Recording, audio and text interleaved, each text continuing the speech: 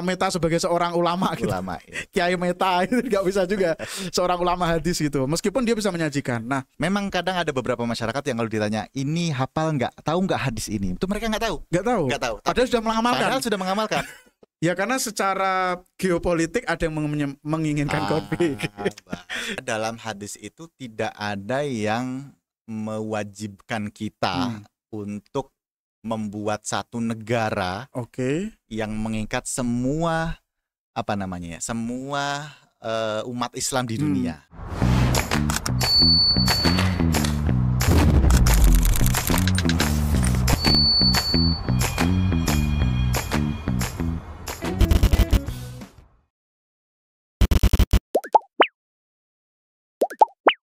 Bapak Ulfi Putrasani M. Hum, betul. Siap, ya? hadir. Oke, Kaprodi Ilmu Hadis UIN Salatiga. Selamat datang, Pak. Assalamualaikum. Waalaikumsalam. Di podcastnya punyanya Fuadah. Terima kasih sudah diundang di podcast ini. Oke. Sama Mas Muhammad Ahsani Takwim. Ya benar, Pak. Selaku Ketua HMPS Ilmu Hadis. HMPS Himpunan Mahasiswa Program Studi. Iya. Oke, luar biasa. Pak Ulfi. Siap. Pak Ulfi asalnya dari mana, Pak? Saya macam-macam. Gimana? Panjang ini ada sejarahnya. Lahir di Lamongan, besar di Bekasi. Lahir di Lamongan, besar di Bekasi. Oke, sekarang kerja di Salatiga. Oke. Kalau Mas Ahsan Dari Kendal. Semester berapa sekarang, Mas? Sekarang masuk semester 4, Pak. Semester 4 ya. Oke.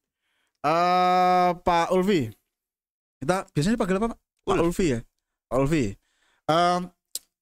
Kita berbicara tentang ilmu hadis nih. Ilmu hadis. Sebenarnya ilmu hadis itu yang dipelajari apa sih, Pak? Oke lah, kalau ya pasti yang dipelajari hadis ya. Pasti dipelajari hadis. Cuma bagaimana mempelajari hadis, dan uniknya di UIN Salatiga itu apa sih mempelajari hadis itu? Oke, kalau ditanya tentang apa sih yang dipelajari di prodi ilmu hadis, kalau prodi ilmu hadis jelas kalau semua itu pasti mempelajari tentang hadis. Baik itu misalnya teks hadisnya, kemudian mungkin derajat apakah ini hadis sahih atau misalnya doif, kan sering hadis berseliweran di masyarakat, tapi belum tahu dan tidak ada keterangan apakah ini hadisnya sahih atau doif misalnya. Oke. Nah, kalau kekhasan di UIN Salatiga sendiri itu kita lebih ke tidak hanya mempelajari hadis dalam artian hadis sebagai sebuah sumber hukum atau teks keagamaan, tetapi kita juga mempelajari tentang bagaimana mahasiswa itu bisa menyajikan hadis itu dalam kemasan yang bisa diterima oleh masyarakat, di mana sekarang kan masyarakat itu mungkin sepertiga hidupnya itu di depan layar. Entah itu di depan handphone atau di depan laptop. Nah, di UIN Salatiga ini kita mencoba ngajak mahasiswa kita untuk ayo kita sama-sama bagaimana menyajikan hadis ini untuk masyarakat yang mengkonsumsi media digital. Berarti bagaimana menarik dan menyajikan perbincangan tentang hadis di dunia digital. Kalau Mas Ahsan ini semester 4 ya? Semester 4. Apa Mas yang udah didapat belajar di ilmu hadis UIN Salatiga ini? Yang didapat sudah banyak, Pak. Seperti yang tadi disampaikan Pak Ulfi. Yang paling utama kan di ilmu hadis mempelajari hadis. Dan yang kedua, banyaklah yang didapat seperti digitalisasi hadis. Kami juga di semester 3 sama semester 1 alhamdulillah sudah mendapatkan di kurikulum yang lama. Dan digitalisasi hadis ya? Iya, digitalisasi hadis. Dan di semester 4 ini insya Allah ada lagi kalau nggak salah. Berarti digitalisasi hadis itu hadis berupa teks fisik dirubah menjadi format digital atau bagaimana? Ya, kurang lebih seperti itu. Sama tambahannya kita juga diajari bagaimana software hadis itu dibuat. Berarti membuat software. Ya, tapi belum sampai membuat, masih belum praktek, masih cuma diajari teori-teori. Teori. sampai dengan menyajikan tadi ya ke dunia digital. Iya. Oke. Kalau kita berbicara tentang dunia digital nih Pak, ya ini saya kira hampir di semua keilmuan menjadi sebuah perhatian khusus karena distorsi digital itu kan merambah kemana-mana. Ya mungkin yang nggak terancam itu anak TI itu nggak terancam, justru pasarnya malah di situ gitu, malah naik gitu. Oke. Tapi kalau kita berbicara di ilmu hadis sendiri, berarti kan berusaha untuk hadir meramaikan dunia digital dengan konten-konten hadis. Contohnya itu seperti apa Pak contohnya? Contohnya, salah satu contohnya yang sudah dilaksanakan mahasiswa kami, Mas Aksani dan teman-teman itu adalah membuat konten kehadisan di media-media sosial. Misalnya HMPS itu punya Instagram ya, kita punya Instagram dan punya juga Facebook ya Mas ya? Iya punya. Ada TikTok juga ada. Jadi itu kita menyiapkan konten kehadisan yang tapi ada garansinya. Artinya yang kita sajikan itu yang pertama itu adalah harus hadis yang benar-benar berasal dari Nabi Muhammad SAW. Gitu. Jadi sudah diperiksa kesahihannya. Levelnya udah dijaga lah ya. Udah dijaga karena yang buat juga adalah seorang mahasiswa ilmu hadis. Begitu. Itu yang pertama itu menyajikan. Yang kedua itu yang baru kita rintis itu yang insya Allah nanti kita laksanakan itu nanti ada seperti verifikator hadis misalnya gitu ya. Verifikator hadis. Banyak hadis yang sudah berseliweran dan beredar di masyarakat itu, tetapi kadang-kadang tidak terverifikasi apa derajat sahih atau tidaknya. Nah itu yang nanti coba kita hadir di masyarakat di dunia digital itu untuk satu-satu kita verifikasi dan kita berikan sebuah edukasi untuk masyarakat apakah hadis ini itu sahih atau tidak. Lebih dari itu apakah hadis ini bisa diterima atau diamalkan atau hanya dibuat sebagai wawasan saja. Gitu. Bisa jadikan sebagai dasar hukum atau hanya sekedar pengetahuan. Tahu saja. Ya. Nah itu saya tertarik di situ Pak. Berkaitan dengan masyarakat sekarang yang sudah bisa kita sebut terpapar di konten-konten media, kalau di ilmu hadis itu termasuk juga berkaitan dengan menafsirkan kandungan hadis dalam arti ada hadis. Kalau hadis kan kita berbicara berarti tekstual ya. Hadis secara tekstual. Yang menjadi problem saat ini kan masyarakat ada yang beranggapan untuk mengambil atau menghukumi sesuatu itu secara tekstual hadis. Nah, bagaimana ilmu hadis itu termasuk juga sampai pada ranah menafsirkan, hadis ini sebenarnya maknanya adalah seperti ini gitu. Sampai seperti itu atau kita hanya menyajikan ada hadis loh sahih seperti ini gitu.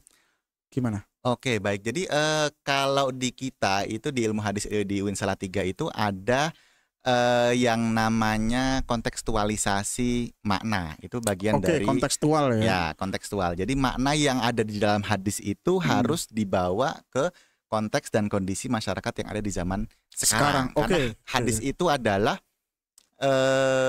muncul pada zaman Nabi SAW 1400 tahun yang lalu. Iya, betul. Ada hadis yang memang masih langsung bisa diaplikasikan, dilaksanakan dan diamalkan. Ada juga hadis terutama yang mungkin berkaitan dengan kondisi masyarakat yang sudah berubah misalnya. Nah, itu hadis-hadis yang seperti itu harus kita kontekstualisasikan dan kita sesuaikan gitu dalam tanda kutip ya.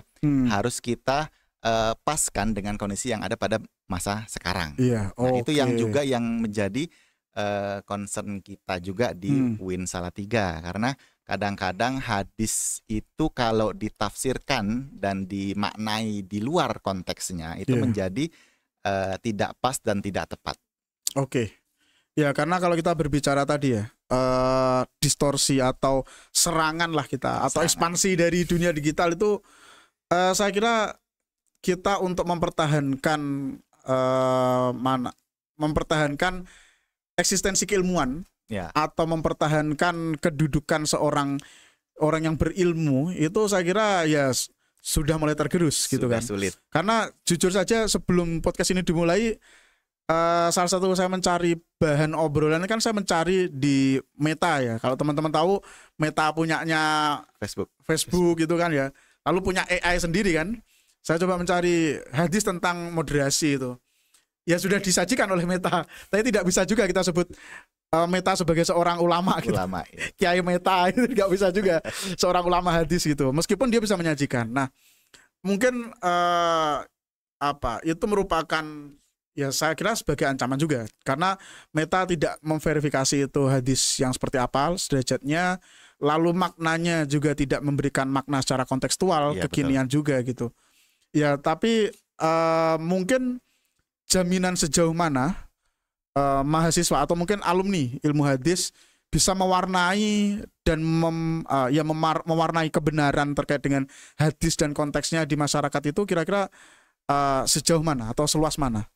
Baik, kalau alumni kita, artinya mahasiswa yang sudah menempuh pendidikan di Prodi Ilmu Hadis UIN Salatiga itu, mereka bisa memberikan sumbangsi dan kontribusi di masyarakat. Yang pertama itu tentang edukasi hadis sahih atau tidak sahih. Gitu. Karena mereka sudah dibekali ilmu takhrij, ilmu rijalul hadis. Rijal hadis itu adalah ilmu yang mempelajari tentang rawi atau orang-orang yang membawa hadis tersebut dari Nabi Muhammad sampai kepada kita. Yang apakah mereka menuturkan penuturnya itu apakah mereka bisa dipercaya atau tidak? Karena ada beberapa hadis yang dibawa oleh orang-orang yang memang kerjaannya itu membuat hadis palsu. Itu ada juga tidak kredibel, pelupa gitu dan sebagainya dan lain sebagainya. Itu yang pertama. Yang kedua adalah berusaha, jadi mahasiswa dan alumni itu bisa berusaha mewarnai masyarakat dalam artian hadis-hadis yang dibawa oleh Nabi Muhammad SAW kepada kita itu kita kontekstualisasikan, dan bagaimana caranya agar nilai-nilai dan pesan moral yang dibawa oleh hadis itu bisa kita laksanakan dan kita wujudkan di masyarakat kita dengan sebaik-baiknya. Jadi tidak hanya melakukan teks hadisnya, tapi apa sih yang ingin disampaikan Rasul melalui hadis tersebut kepada kita. Itu yang menjadi fokus, dan mudah-mudahan alumni kita itu bisa memberikan warna dan kontribusi di tengah masyarakat. Dua hal itu yang mungkin kita bisa berikan kepada masyarakat. Kalau profil lulusannya sendiri bisa jadi apa saja, Pak? Kalau profil lulusan itu kita bisa, yang pertama itu jadi akademisi hadis. Akademisi hadis ini bisa merupakan asisten peneliti atau guru hadis. Nah, ini yang menarik ya. Jadi lulusan prodi ilmu hadis itu bisa menjadi seorang guru hadis baik itu di sekolah negeri atau sekolah swasta. Kemudian yang kedua itu adalah edupreneur hadis. Itu contohnya seperti apa? Edupreneur hadis ini begini. Jadi edupreneur itu adalah sebuah jadikan sebuah term atau istilah yang mencakup banyak hal. Mungkin yang pertama itu bisa menjadi entrepreneur di bidang hadis atau di bidang keagamaan yang lebih luas. Berarti konten kreator. Jadi konten kreator bisa. Kemudian jadi lembaga anggota di lembaga keagamaan juga bisa. Kemudian bisa menjadi penyuluh juga bisa. Ya, jadi itu sebuah kejutan bagi kami, alumni kami ada yang menjadi seorang penyuluh. Penyuluh di Kementerian Agama. Itu bagian dari edupreneur, karena penyuluh itu tugasnya adalah memberikan edukasi tentang masalah keagamaan. Tentunya yang berkaitan dengan hadis. Gitu. Jadi yang pertama tadi ada akademisi itu bisa menjadi seorang asisten peneliti. Karena kita belum cukup syaratnya kalau peneliti kan syaratnya S2. Jadi asisten peneliti, kemudian jadi seorang guru hadis dan edupreneur tadi. Kalau disebut sebagai seorang ahli hadis, sudah ada indikator gak sih bisa disebut ahli hadis gitu? Mungkin ke ahli hadis pemula. Ahli hadis pemula. Ahli hadis pemula. Begitu. Karena itu ada indikator atau formulasinya? Ada ya. Ada. Itu Kementerian Agama sudah membuat satu set kriteria di mana kita bisa menyebut lulusan kita sebagai ahli hadis pemula. Oke.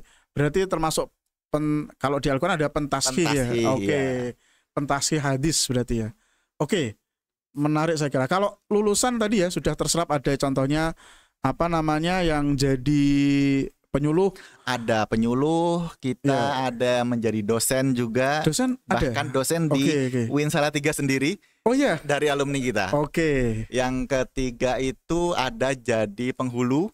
Penghulu ya ada. Kemudian ada juga jadi apa namanya ya? Guru hadis. Kalau guru hadis sudah banyak. Sudah banyak. Sudah banyak. Guru hadis sudah banyak, baik itu di swasta maupun di negeri. Ya, serapannya di MI, MTS gitu ya. Itu banyak sekali menyerap alumni-alumni kita. Oke.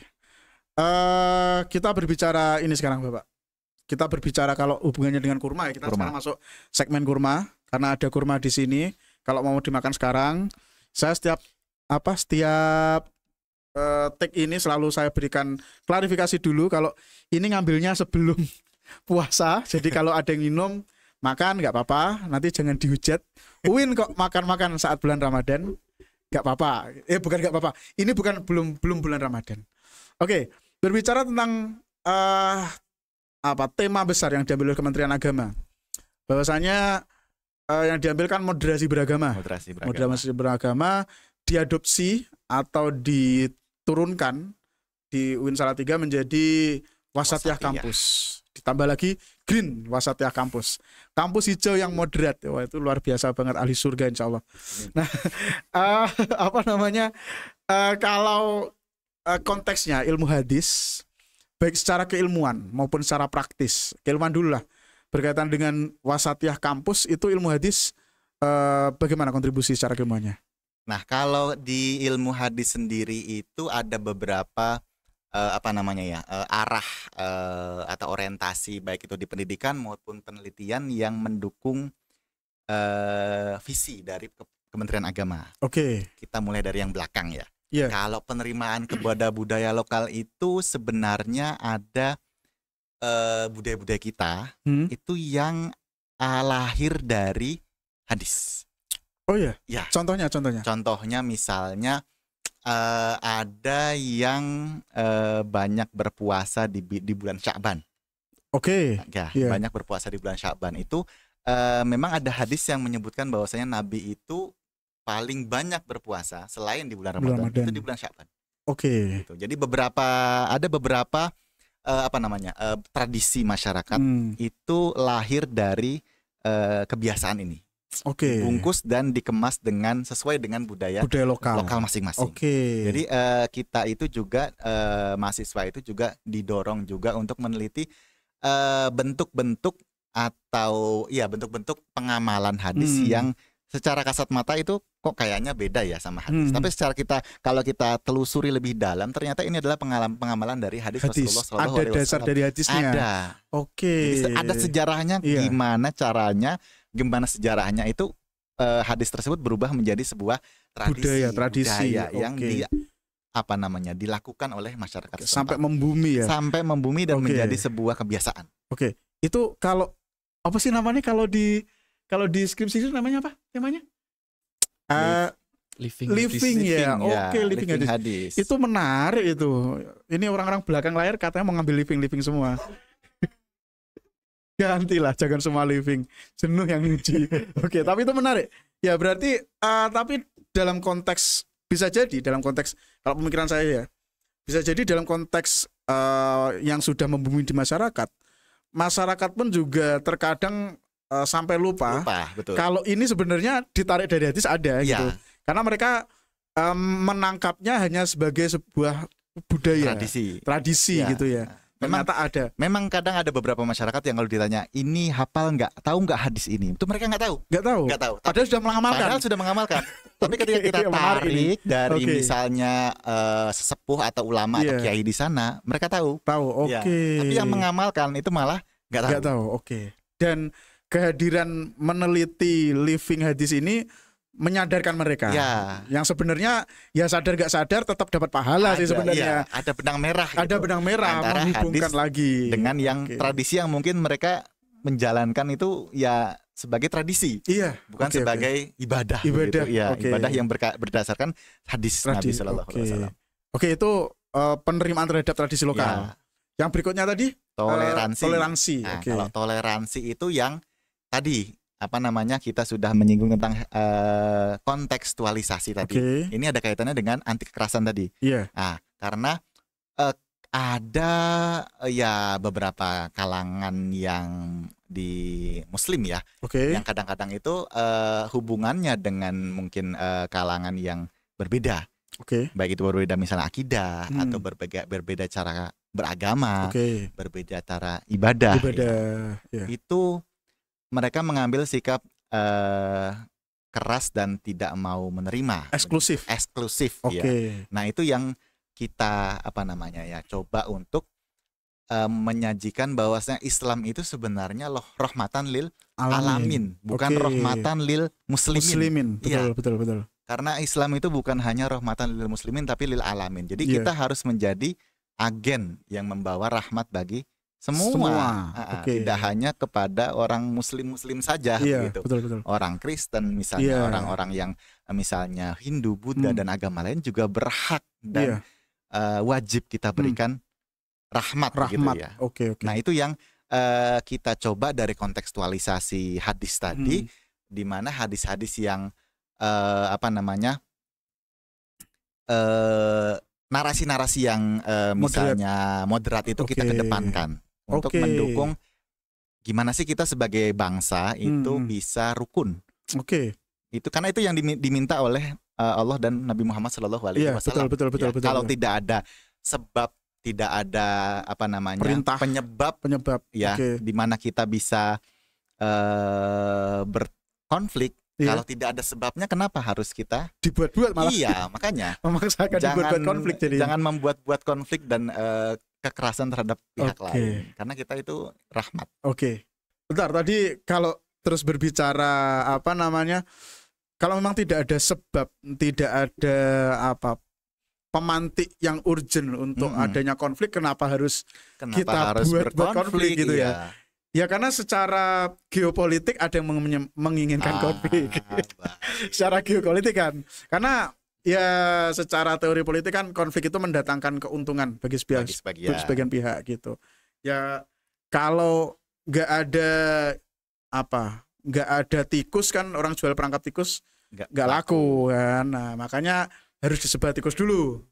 Nah, itu yang harus kalau orang jualan, kalau nggak ada tahun baru jual petasan nggak laku. Nah, mending petasannya buat tawuran. Berarti jual masalah dulu, baru kita sediakan solusinya begitu. Nah, itu mungkin menjadi concern juga, jadi concern bahwasanya kita counter di situ.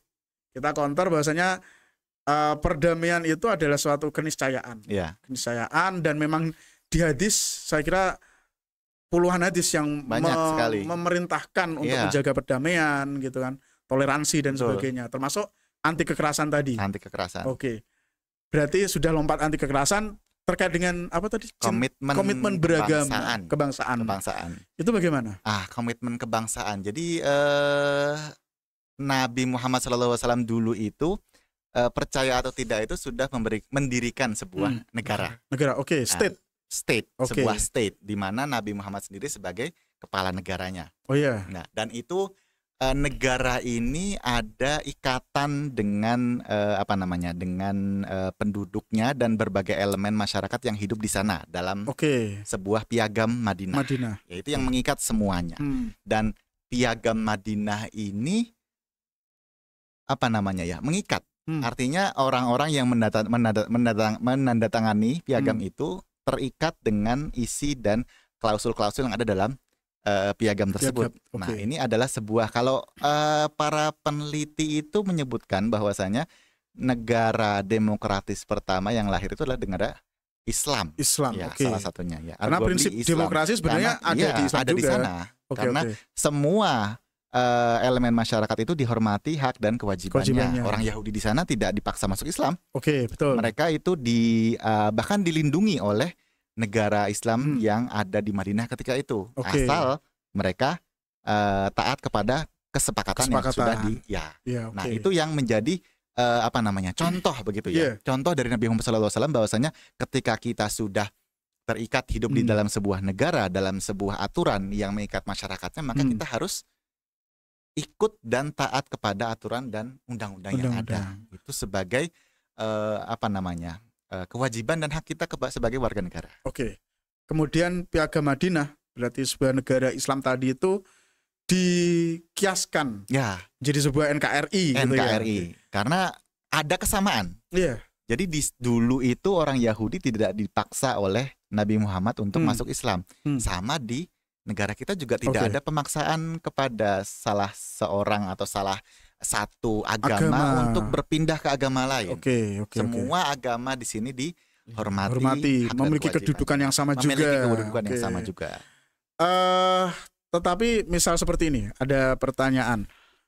Tetapi adakah di dalam narasi-narasi hadis yang menyatakan adanya Piagam Madinah sebagai sebuah negara yang dipimpin oleh Rasulullah, negara Islam, ya berarti kita tetap harus mengacu jadi satu aja dengan negara Madinah gitu, seluruh dunia menjadi satu state gitu. Ada nggak narasi seperti itu sebenarnya? Kalau setahu saya dalam hadis itu tidak ada yang mewajibkan kita untuk membuat satu negara yang mengikat semua semua umat Islam di dunia menjadi satu negara gitu. Khilafah atau satu negara. Itu setahu saya tidak ada hadis yang secara eksplisit menyatakan atau memerintahkan hal itu. Yang ada itu hanya ketika kita tidak bisa beribadah dengan aman dan nyaman, nah itu kita diminta untuk berpindah tempat ke negara yang memberikan kita keamanan dan kenyamanan, memberikan perlindungan untuk beribadah. Berarti dalam arti nilai-nilai yang ada di Piagam Madinah sendiri tadi itu ditarik ke dalam setiap negara untuk mengamalkan nilai-nilai komitmen kebangsaan. Ya termasuk berarti nasionalisme itu sendiri sebenarnya juga merupakan nilai dari agama sendiri. Ya, masuk juga sebenarnya. Selama kita dilindungi hak dan kewajiban kita sebagai keluarga negara. Termasuk beragama juga. Termasuk beragama juga. Sekarang saya ke Mas Ahsan terkait dengan tadi Mas, wasatiyah kampus gitu ya. Nah ini kan HMPS termasuk bagian dari pola dan kehidupan demokrasi kampus nih. Berarti tanggapan HMPS Ilmu Hadis sendiri terkait dengan konsep wasatiyah kampus itu bagaimana? Kalau tentang wasatiyah kampus, kami sebagai mahasiswa setuju saja. Karena itu memberikan kami ilmu yang baru yang didapat dari mahasiswa lain, bukan cuma dari satu pihak didapatnya, tapi dari mahasiswa lain juga didapat. Dalam HMPS juga kami menerapkan yang pertama itu kami menerima semua mahasiswa dari latar belakang apapun, tidak membedakan satu sama lain. Dalam arti latar belakang boleh suku, asal, termasuk mungkin pandangan politik, golongan juga. Termasuk bisa dijamin keberagamannya ya ini? Bisa, insya Allah Pak. Bisa ya, menarik nih berarti. Kalau gini, sekarang kegiatan HMPS terkait yang ada bersinggungan dengan wasatiyah kampus itu ada nggak dengan moderasi itu? Sejauh ini kan baru saja pelantikannya Pak ya. Tapi sudah raker dong? Belum. Belum raker ini. Sejauh ini belum. Yang jadwal gimana sih? Belum raker dudak. Agak apa-apa. Tapi udah ada gagasan dong. Rencana mau ada kegiatan apa nih gitu? Untuk itu mungkin kami belum Pak, karena juga baru kemarin kan pelantikan, jadi belum ada. Lagian kalau belum disepakati masa mau diutarakan ya? Nanti malah jadi di sini pengesahan proker jadi ya. Tapi kira-kira dari program besarnya, visi kegiatannya itu nuansa program apa yang mau dibawa yang berkaitan dengan wasatiyah kampus? Kan nggak boleh kampusnya membawa tema wasatiyah kampus, nanti HMPS-nya tema programnya adalah misal kegiatan-kegiatan yang bersifat eksklusif misal atau ekstrim gitu. Kan nggak mungkin dong ya. Jadi kira-kira corak-corak kegiatan seperti apa yang bernuansa wasatiyah kampus contohnya? Contohnya itu kami membuat seminar misalnya ya. Oke. Kami membuat seminar itu dengan tema yang bersinggungan dengan wasatiyah, tapi hadis itu juga masuk di dalamnya. Sekalian juga budaya itu bisa dimasukkan dalam. Oke. Seminar, oke. Karena ya semua HMPS saya kira mengadakan seminar-seminar juga ya. Dan itu menarik kalau dari sudut pandang ilmu hadis terkait dengan wasatiyah kampus gitu. Kalau bulan Ramadan ini ada rencana kegiatan apa yang bisa teman-teman sharing ke teman-teman? Ditunggu saja kejutannya dari IHA. Oke. Jawaban sangat diplomatis, saya suka ini. Ditunggu saja. Oke. Kalau mungkin menariknya belajar di ilmu hadis agar ini kan masa-masa pendaftaran ya, entah itu SPAN PTKIN, UM PTKIN, termasuk jalur undangan yang dibuka oleh Fuada sendiri.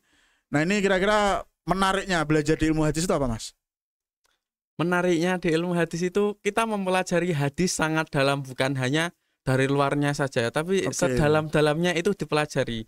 Seperti juga yang tadi saya sampaikan di awal kan ada masuk di digitalisasi hadis itu juga masuk kita di ilmu hadis. Jadi kita juga mempelajari itu. Tidak hanya monoton. Berarti mempelajari hadis dalam dan digitalisasi hadisnya juga, menyebarkan ke masyarakat juga. Oke, kalau begitu terima kasih Pak Ulfi, terima kasih Mas Hasan. Terima kasih Mas Almer. Terima kasih sudah hadir di podcast punyanya Fuada gitu.